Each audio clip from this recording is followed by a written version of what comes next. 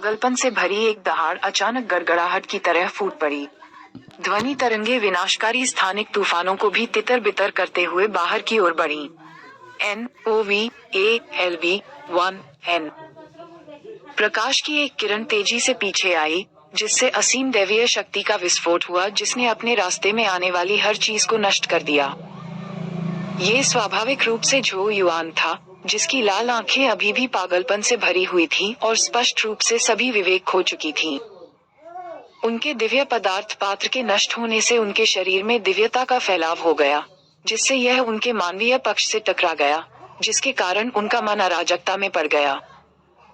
उसके बहुत पीछे टुनटुन ने याओ याओ को अपनी पीठ पर बिठाया और झो युआन की पागल आकृति को विनाश का रास्ता छोड़ते हुए अपने होंठ काटते हुए देखा। टुनटुन ने भी चिंतित गुर्राहट जारी की। झो युआन का दिव्यता पात्र टूट गया था। मैंने देखा कि पवित्र भगवान ने उसके शरीर में केंद्रित दिव्यता की एक किरण भेजी, जिसके परिणामस्वरूप उसकी दिव्यता में भारी वृद्धि हुई होगी और यह उसके बर्तन की दहलीज को पार कर गई होगी। परिणामस्वरूप उसका दिमाग पागलपन की ओर चला गया। याओ याओ ने झो युआन को करीब से देखा। हालांकि उसने अपनी दिव्यता खो दी थी, फिर भी उसके पास उसका दिव्य शरीर था और वह झो युआन के पागलपन का कारण समझने और उसका पता लगाने में सक्षम थी। सभी स्वर्गीय जीवन रूपों में एक दिव्य हड्डी का अभाव है, जिससे झो युआन के पास भगवान के स्तर पर चढ़ने के लिए वैकल्पिक मार्ग की तलाश करने के अलावा कोई विकल्प नहीं है। हालांकि वह मेरे द्वारा उसके शरीर में छोड़े गए दिव्य पदार्थ को एक दिव्य पात्र में परिष्कृत करने में कामयाब रहा, लेकिन ये कभी भी दिव्य हड्डी के उचित विकल्प के रूप में कार्य नहीं कर सका। इस प्रकार उनकी देव चरण साधना में अनेक खामियां और समस्याएं थीं। पवित्र भगवान को भी झो युआन की समस्या का एहसास होना चाहिए था और इस तरह उसे केंद्रित दिव्यता की किरण भेजनी चाहिए थी। हालांकि बाकी सभी ने इसे बहुत पसंद किया था, लेकिन ये झो युआन के लिए एक घातक जहर था। अंत में याओ याओ पहले से ही अपने दांत पीस रही थी। उसका दिल पवित्र भगवान के प्रति अंतहीन हत्या के इरादे से भर गया था। टुनटुन ने फिर से गुर्राते हुए पूछा कि क्या झो युआन की मदद करने का कोई तरीका है। याओ याओ ने एक पल के लिए सोचा और कहा, मुझे उसकी तरफ भेजो। टुनटुन सकपका गया। झो युआन वर्तमान में एक नासमझ जानवर था, जो केवल विनाशकारी आवेगों से भरा हुआ था। यदि याओ याओ संपर्क करती, तो संभवतः बिना किसी अपवाद के उस पर हमला किया जाता। हालांकि यह अंततः झो युआन के शरीर से दिव्य प्रकाश के विस्फोट से बचने के लिए तेजी से आगे बढ़ता हुआ आगे बढ़ गया। जैसे ही टुनटुन करीब आया, झो युआन ने सहज रूप से उसके दृष्टिकोण को महसूस किया। स्वर्गीय युआन ब्रश तुरंत शक्तिशाली दैवीय शक्ति के साथ आगे बढ़ा, बिजली की तरह तेजी से टुनटुन की ओर बढ़ा। टुनटुन ने अपना सिर झटका, याओ याओ को दहाड़ते हुए अंतरिक्ष में उड़ने के लिए भेजा और हमलावर ब्रश पर अपने विशाल पंजे मारे। टकराना। एक तेज आवाज के बाद टुनटुन दर्द से कराहने लगी। इसका विशाल पिंड उड़ते हुए उड़ गया और तैरते हुए उल्काओं में से एक से टकरा गया, जो एक महाद्वीप जितना बड़ा था। पूरा महाद्वीप उल्कापिंड गड़गड़ाने लगा क्योंकि उसका केंद्र अपने आप में ढह गया। याओ याओ ने इस अवसर का उपयोग झो युआन के सामने आने के लिए किया। जैसे ही उसके दिल में दर्द उठा, उसने तुरंत झो युआन की लाल, जंगली जानवर जैसी आंखों पर नजर डाली। गड़गड़ाहट। हालांकि झो युआन भी उसके दृष्टिकोण को समझने में सक्षम थी।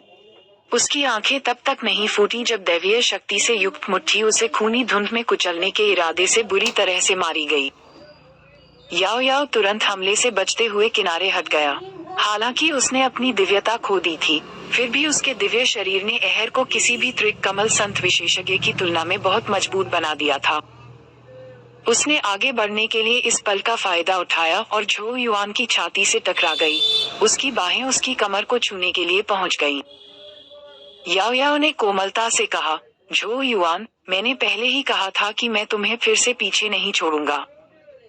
इससे पहले कि वह स्वतंत्र रूप से संघर्ष कर पाता, उसने अपना सिर उठाया और अपने बर्फ जैसे ठंडे होंठ उसके मुंह पर रख दिए।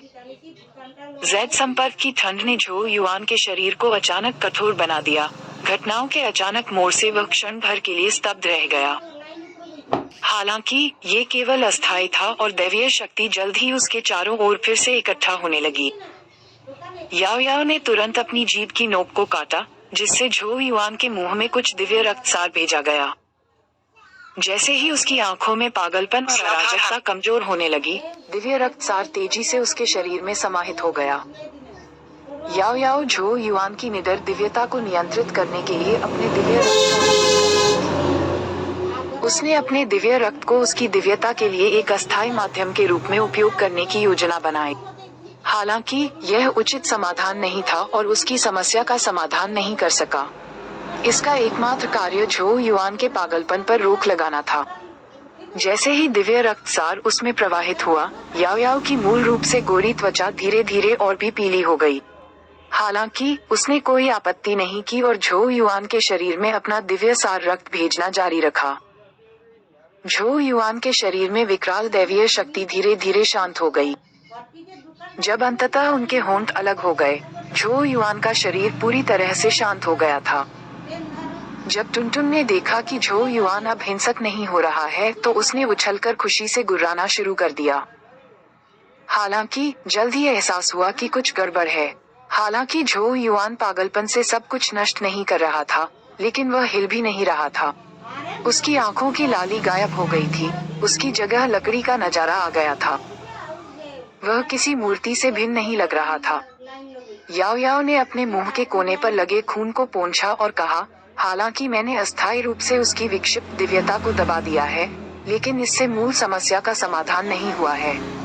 उनका मानवीय पक्ष और दिव्यता अभी भी उनके भीतर संघर्ष में है, जिससे उनमें कोई इच्छा शक्ति नहीं रह गई है और वे अपने शरीर को नियंत्रित करने में असमर्थ हो गए हैं। टुनटुन ने उदास होकर सिर झुका लिया। क्या इसका मतलब यह नहीं है कि झो युआन मूर्ख बन गया था? हालांकि याओ याओ ने एक दुर्लभ मुस्कान दिखाई और उत्साहजनक तरीके से कहा, हमें एक समय में यह एक कदम उठाना होगा। कम से कम झो युआन अब पागल नहीं है और हम उसे इलाज के लिए कहीं और ला सकते हैं। उसकी नजर बेजान और स्थिर झो युआन की ओर चली गई।